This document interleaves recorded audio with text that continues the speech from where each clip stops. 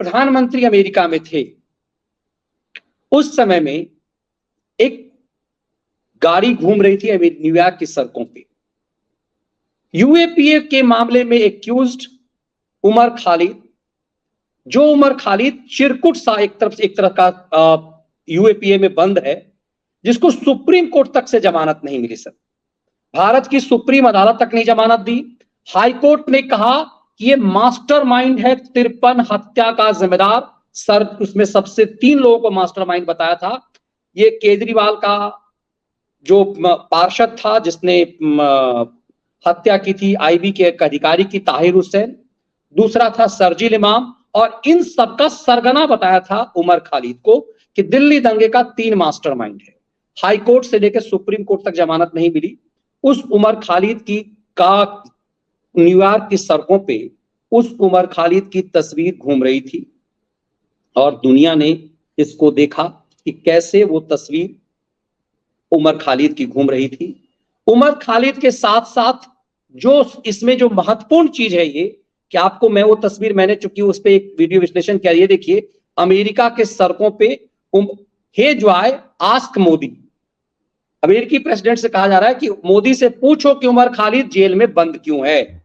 महत्वपूर्ण सर ये नहीं है, महत्वपूर्ण ये है कि रवीश कुमार ने 2 दिन पहले एक प्रेस कॉन्फ्रेंस किया था प्रेस क्लब ऑफ इंडिया में। हम लोगों ने उसकी चर्चा की थी। सर, वो उमर खालिद के बाप के साथ ही बैठा हुआ था। उमर खालिद के बाप के साथ बैठा हुआ, और उस प्रेस कॉन्फ्रेंस में रवीश कुमार ने जो बात कही थी वो लगातार भारत की सुप्रीम अदालत की बेइज्जती की, मां बहन किया भारत के सुप्रीम कोर्ट का। इसने कहा कि इस देश की सुप्रीम कोर्ट ने अपनी आत्मा बेच ली है, लकड़ी की दीवार हो गई है, दरवाजा हो गया है। ये रवीश कुमार इस उमर खालिद का 4 दिन पहले प्रेस कॉन्फ्रेंस में मुद्दा उठाता है। क्या आपको नहीं लगता कि रवीश कुमार एक एजेंडे के तहत रवीश कुमार का इस्तेमाल किया गया, या फिर रवीश कुमार इस्तेमाल हुआ और यहीं से फिर उमर खालिद का एजेंडा अमेरिका में चला? ये इतना खतरनाक मामला है। भारत की सुप्रीम कोर्ट ने जिसको यूएपीए में बंद किया हुआ है 1000 दिन से, उसके पक्ष में यह आदमी प्रेस कॉन्फ्रेंस कर रहा है। बगल में आतंकी संगठन, जो बैन किया आतंकी संगठन, उसका सरगना उमर खालिद का बाप इलियास बैठा हुआ है। आपको नहीं लगता क्या इस रवीश कुमार को अब गिरफ्तार करके भारत की खुफिया एजेंसी को पूछताछ करनी चाहिए कि देश का प्रधानमंत्री जब अमेरिका में थे तो उस वहां की सड़कों पे उमर खालिद की तस्वीरें क्यों घूम रही थी? क्या आस्क मोदी, और उसमें रवीश की भूमिका, इसके बाप की भूमिका क्या है? क्या इसे मैग्सेसे अवार्ड दे करके एक तरह से ऐसा खेल जानबूझ करके इंटरनेशनल संगठन ने दिया है कि इसको मैग्सेसे अवार्ड दे दो, यदि इसके गिरफ्तार किया जाएगा तो इंटरनेशनल हम हल्ला करेंगे, मैग्सेसे अवार्डी को क्यों गिरफ्तार किया?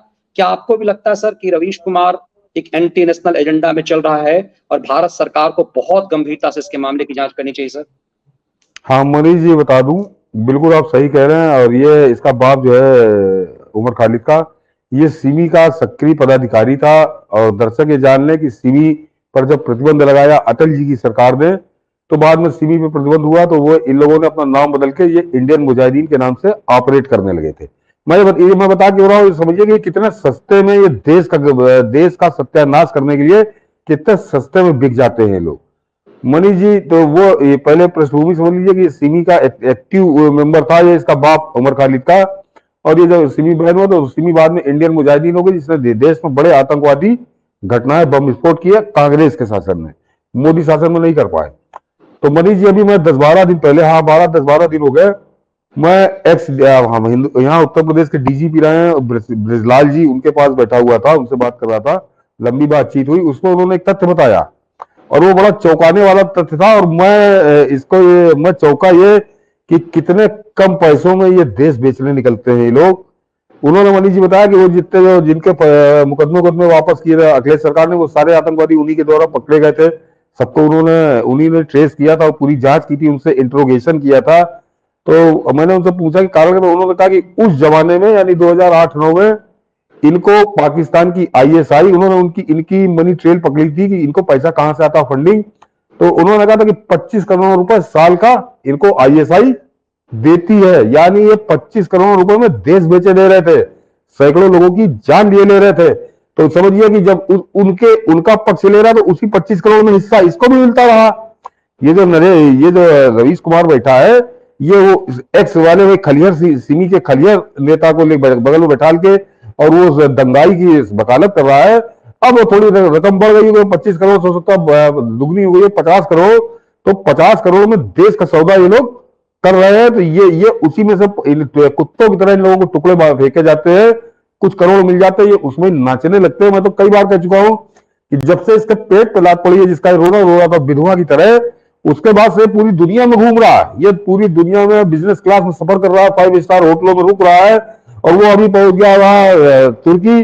तो इनको पैसे कहां से आ रहे हैं? इनको कौन फंड कर रहा है? इनके टिकट के पैसे कौन दे रहा है? इनके होटल के पैसे कौन दे रहा है?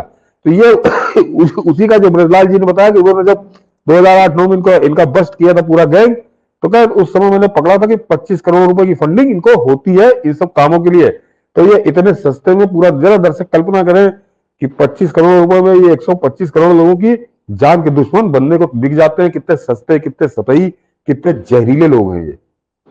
बिल्कुल सर, आप स्क्रीन पे फोटो देख रहे हैं, ये जो आए ask Modi why student activist, इसको स्टूडेंट एक्टिविस्ट बनाया जा रहा है। Umar Khalid has been in prison for 100,000 plus day.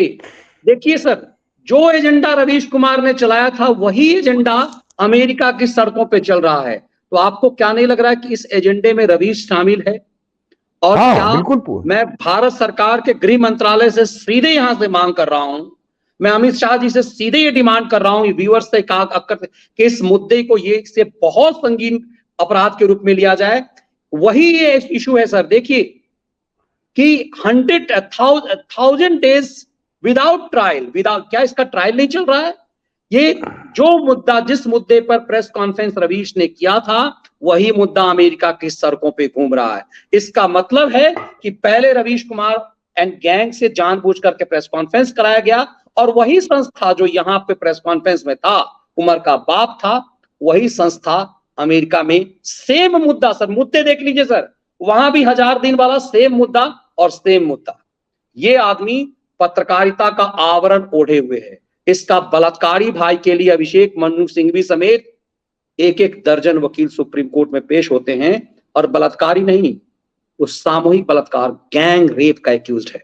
अपने भाई के लिए नहीं करता, ब्रिजभूषण शरण सिंह के लिए मुद्दा बनाता है।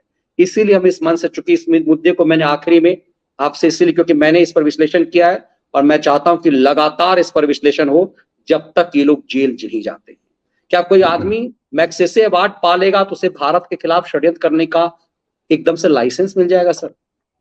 हाँ, इसके कुकर में तो यही बता रहे हैं, इसके कुकर में बता रहे हैं। और गृह मंत्रालय की ढिलाई है, देखिए गृह मंत्रालय को इनको सख्ती से आयरन फिस्ट से इनको डील करना पड़ेगा, अन्यथा बहुत खतरनाक होते जाएंगे। बिल्कुल सर, हम व्यूअर्स से आग्रह करेंगे इस मुद्दे को ज्यादा से ज्यादा लोगों तक पहुंचाइए, और कल हमें बताएंगे कि किस तरह से सतीश जी, बहुत सारे लोग सर डिमांड कर रहे हैं कि खालिस्तानियों का हाल क्या हुआ है। तो मुझे लगता है इन रवीश कुमारों के साथ भी वही हाल होना चाहिए जो पिछले 15 दिनों में दुनिया में खालिस्तानियों के साथ हुआ है। एक बेहद रोचक रहस्य के साथ हम कल इसका विश्लेषण करेंगे आपके साथ।